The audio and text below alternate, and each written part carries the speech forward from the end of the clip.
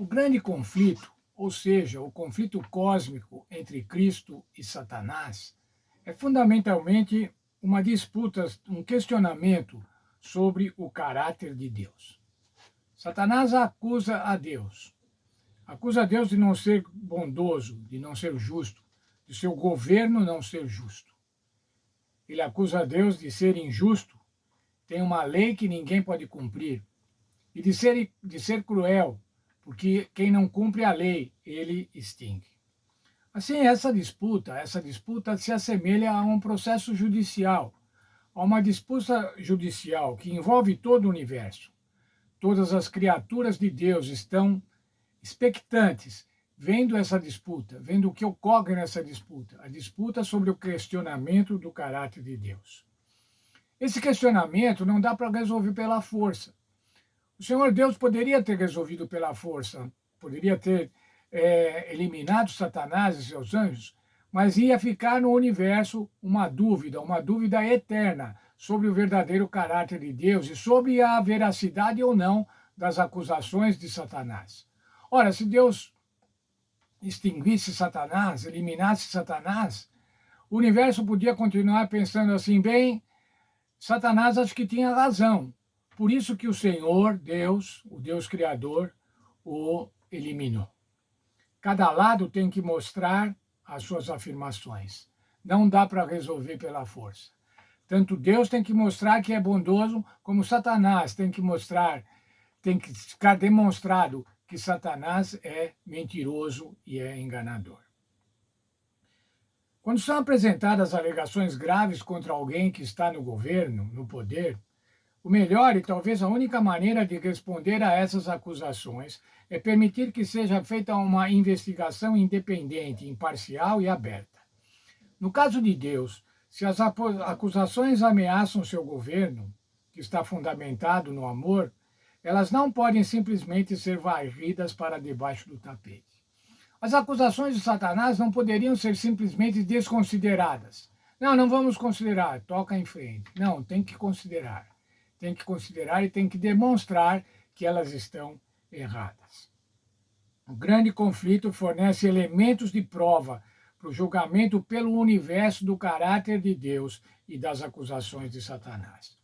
O desenrolar do conflito cósmico no planeta Terra vai mostrar para o universo o que é escolher obedecer a Satanás, ao governo de Satanás, e o que é escolher o governo de Deus. Qual é o caráter de Satanás e qual é o verdadeiro caráter de Deus.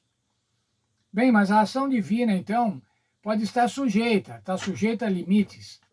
Nossa lição mostra traz textos bíblicos que mostram que a atuação divina também está sujeita à oração e à fé. O Senhor não pode agir independentemente da fé das pessoas ou independentemente das orações das pessoas. Veja só o texto de Marcos 6,10.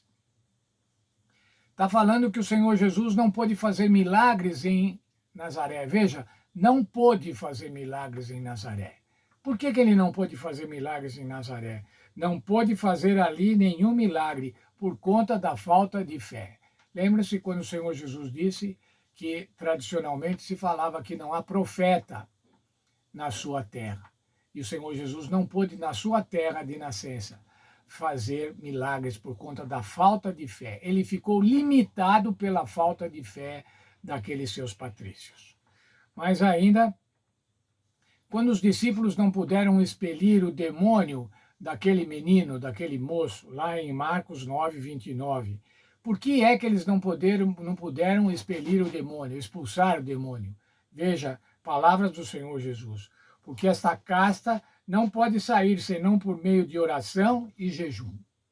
A oração, o jejum e a fé podem motivar as atitudes de Deus, mas também pode impedir as atitudes de Deus. A falta de oração, a falta de jejum, a falta de fé. Em ambas as histórias parece estar em vigor alguns limites ou regras de engajamento relacionadas com os elementos fé e oração. Na Bíblia, há evidências de que a oração faz diferença no mundo, dando espaço para as ações divinas, que de outra forma poderiam estar poderiam não estar disponíveis em termos morais. No entanto, não devemos cometer o erro de pensar que a oração e a fé são os únicos fatores presentes. Provavelmente existem outros fatores dos quais nem sempre temos conhecimento. Isso se encaixa no que estudamos anteriormente sobre as regras de engajamento. Lembram-se que estudamos sobre Jó? Jó não sabia o que estava acontecendo. Ali não era um problema de fé, de jejum ou de oração, mas eram discussões, eram desafios que estava havendo entre Deus e Satanás. Deus sabe o que é melhor e, no fim, dará a alegria eterna. Sabe, irmãos, temos limites. Hoje estamos sujeitos às lutas, sujeitos a aflições, sujeitos a provações, a doenças, a mortes. Mas o Senhor Deus vai dar um fim. Veja Romanos 8:18, palavras do apóstolo Paulo. Porque para mim tenho por certo que os sofrimentos do tempo presente não podem ser comparados com a glória a ser revelada em nós.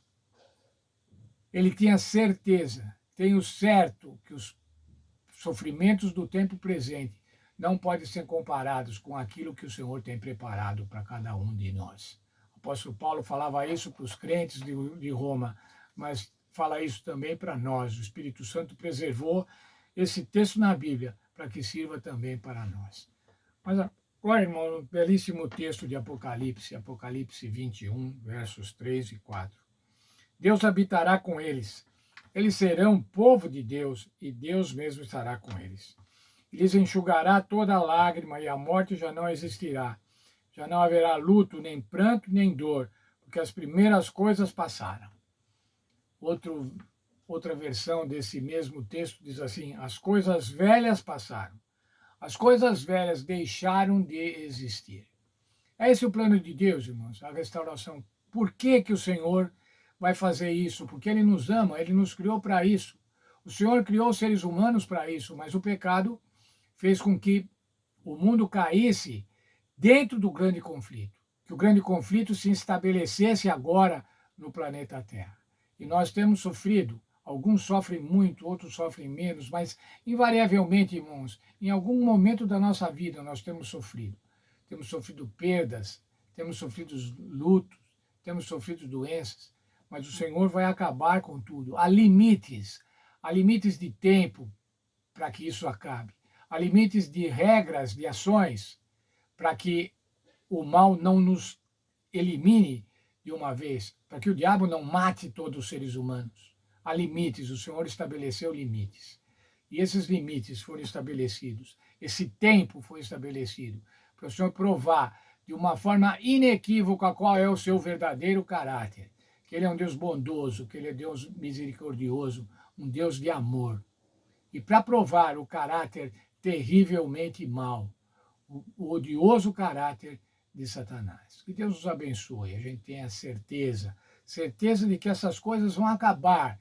Esse mundo de problemas vai acabar e o Senhor vai estabelecer um mundo de alegria, um mundo eterno de alegria para cada um de nós.